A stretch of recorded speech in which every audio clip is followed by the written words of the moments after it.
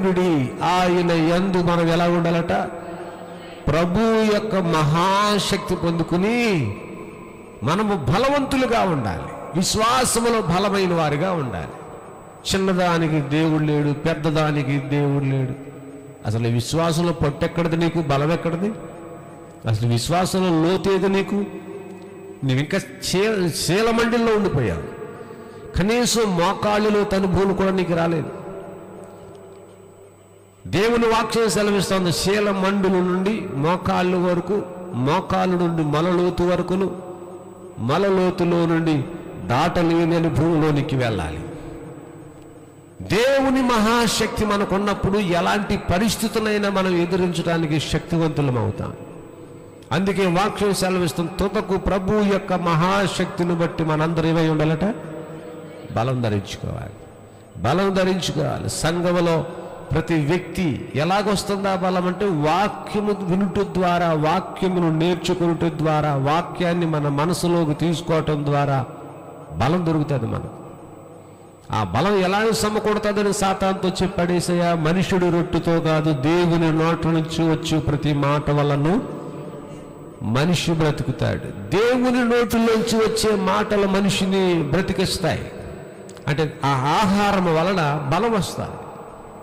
దేవుని వాక్యం మనకి శక్తిని ఇస్తుంది, బలాన్ని ఇస్తుంది. మహాశక్తి ధరించుకుంటేనంట మీరు అపవాది తంత్రములను ఎదిరించుటకు శక్తివంతులగుటకు దేవుడు ఇచ్చు సర్వాంగ కవచమును మీరు ధరించుకొనుడి. వాక్యం వింటేనే తప్ప ఈ బలం దొరకదు. వాక్యం వింటేనే తప్ప మనకి శక్తి రాదు. అపవాదిని ఎదిరించాలంటే ఫస్ట్ మనకు రావాల్సింది, నేర్చుకోవాల్సింది ఏంటంటే వాక్యం నేర్చుకోవాలి.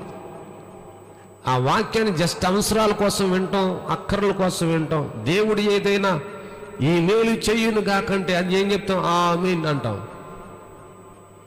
ఇలా చెయ్యకపోతే కీడు సంభవిస్తుంది అంటే ఆమేన్ అంటామా? అను. మరి ఎప్పుడు చెప్తాం ఆమేనని? మేలులు జరుగుతాయి, ఆశీర్వాదాలు వచ్చేస్తాయి, దీవుళ్ళు వచ్చేస్తాయి అంటే ఆమేన్ అంటాం. అట్ ద సేమ్ టైం మరలా మనము దేవుని మాట ఎప్పుడైతే మనం వినమో, దేవుడు ఖచ్చితంగా ఆయన చెయ్యాడిస్తాడు అంటే ఆమేన్ అంటామా? అను.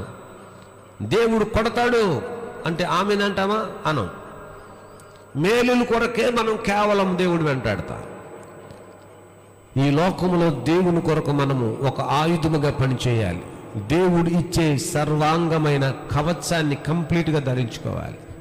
సర్వాంగ కవచం శరీరం అంతటిని కవర్ చేసేది.